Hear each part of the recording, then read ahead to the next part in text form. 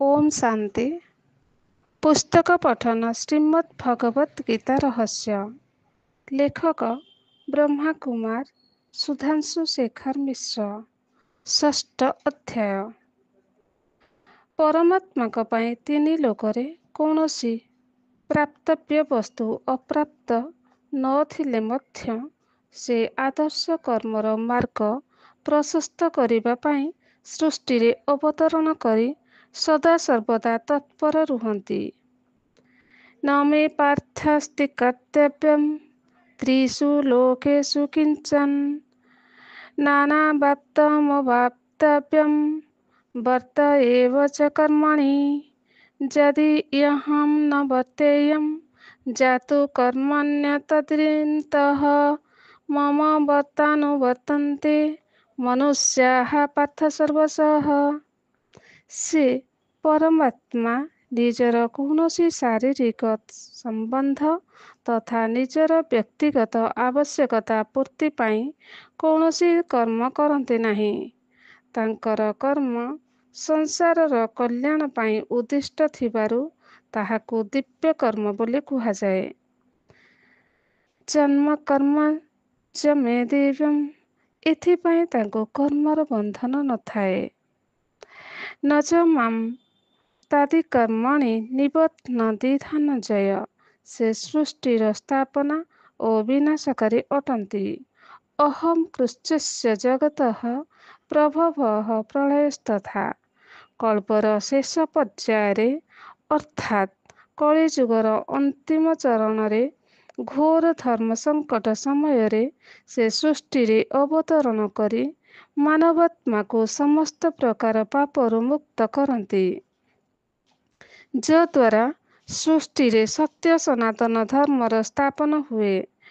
ଏହିପରି କଳ୍ପ ଆରମ୍ଭରେ ନୂତନ ସୃଷ୍ଟିର ସ୍ଥାପନା ପରମାତ୍ମାଙ୍କ ଦ୍ୱାରା ସଂଗଠିତ ହେଉଥିବାରୁ ତାକୁ ସୃଷ୍ଟିର ରଚୟିତା କୁହାଯାଏ। କଳିଯୁଗୀୟ ଆସୁରୀ ସଂସାରର ମହାସଂହାର ପାଇଁ ସେ ପ୍ରକଟ ହୁଅନ୍ତି, ତେଣୁ ତାଙ୍କୁ ମହାକାଳ କୁହାଯାଏ। କାଳୋऽସ୍ମି ଲୋକକ୍ଷୟକୃତ୍ ପ୍ରବୃଦ୍ଧୋ ଲୋକାନ୍ ସଂହାତୁମିହ ପ୍ରବୃତ୍ତଃ ଅହମେବାକ୍ଷରଂ କାଳଃ। ପରମାତ୍ମା ସତ୍, ରଜ ଏବଂ ତମ ଏହି ତିନି ଗୁଣର ଅତୀତ ଅଟନ୍ତି।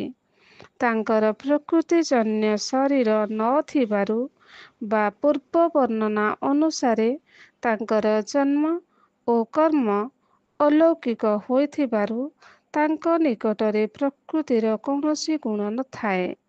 ତେଣୁ ତାଙ୍କୁ କେହି କେହି ନିର୍ଗୁଣ ବା ଗୁଣାତୀତ କୁହନ୍ତି, କିନ୍ତୁ ଆଧ୍ୟାତ୍ମିକ ଦୃଷ୍ଟିରୁ ସେ ସମସ୍ତ ଗୁଣର ସାଗର ଅଟନ୍ତି।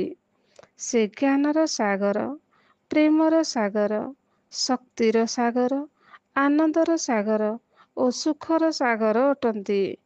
ଏଥିପାଇଁ ପରମାତ୍ମାଙ୍କ ସହିତ ଯୋଗଯୁକ୍ତ ହେଲେ ଏହି ସବୁ ଗୁଣ ମନୁଷ୍ୟାତ୍ମାକୁ ସ୍ୱତଃ ପ୍ରାପ୍ତ ହୁଏ। ତେଣୁ ନିର୍ଗୁଣ ଶବ୍ଦର ଅର୍ଥ ଗୁଣ ରହିତ ନୁହେଁ। ପରମାତ୍ମା ଯଦି ଗୁଣରହିତ ହୋଇଥାନ୍ତେ ତେବେ ତାଙ୍କଠାରୁ ସର୍ବଗୁଣର ପ୍ରାପ୍ତି ହୁଅନ୍ତା କିପରି? ତାଙ୍କୁ ଗୁଣ ଆଧାରରେ ଜାଣି ହୁଏ। ଜ୍ଞାନ ଜ୍ଞେୟଂ ଜ୍ଞାନ ଗମ୍ୟଂ, ସେ ଜ୍ଞାନଦାତା ଅଟନ୍ତି। ତାଙ୍କଠାରୁ ଜ୍ଞାନ ପାଇ ମନୁଷ୍ୟ ସକଳ ପ୍ରକାର ପାପରୁ ମୁକ୍ତ ହୁଏ ଏବଂ ପରମ ଶାନ୍ତି ଲାଭ କରେ। ଅବିଚେଦସି ପାପେଭ୍ୟଃ ସର୍ବେଭ୍ୟଃ ପାପକୃତମଃ ସର୍ବଜ୍ଞାନଂ ପ୍ଳବେନୈବ ବୃଜିନଂ ସନ୍ତରିଷ୍ୟସି।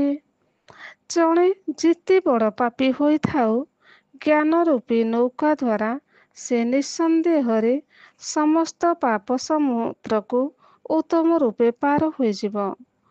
ପ୍ରଜ୍ୱଳିତ ଅଗ୍ନିବନ୍ଧନ ଇନ୍ଧନକୁ ଭସ୍ମୀଭୂତ କରିଦେବା ପରି ଜ୍ଞାନ ରୂପକ ଅଗ୍ନି ସମସ୍ତ କର୍ମକୁ ଭସ୍ମୀଭୂତ କରିଦିଏ। ଯଥି ଧାଂସି ସମିଧୋऽଗ୍ନି ଭସ୍ମସାତ୍ କୁରୁତେ ଅର୍ଜୁନ ଜ୍ଞାନାଗ୍ନିଃ ସର୍ବକର୍ମାଣि ଭସ୍ମସାତ୍ କୁରୁତେ ତଥା। ଜ୍ଞାନ ସଦୃଶ ପବିତ୍ର କାରକ କିଛି ନାହିଁ। ଯୋଗସିଦ୍ଧ ପୁରୁଷ ସେହି ତତ୍ତ୍ୱ ଜ୍ଞାନକୁ ନିଶ୍ଚିତ ଭାବରେ ନିଜ ଭିତରେ ପ୍ରାପ୍ତ ହୁଅନ୍ତି। ସାଧନାରେ ତପର ଜିତେନ୍ଦ୍ରିୟ ଏବଂ ଶ୍ରଦ୍ଧାବାନ ବ୍ୟକ୍ତି ଜ୍ଞାନ ଲାଭ କରେ ଏବଂ ଜ୍ଞାନ ଲାଭ କରି ସେ ତତ୍କାଳ ପରମ ଶାନ୍ତି ଲାଭ କରେ। नहि জ্ঞানেन सदृशं पवित्रमिह विद्यते तत् स्वयं योगसंसिद्ध न कालेनात्मनि विन्दति श्रद्धां वालुम्भते ज्ञानं तत्परः संयतेन्द्रियः ज्ञानं लब्धं परं शान्तिमचिरेणाधिगच्छति। क्रमशः ओम शांति।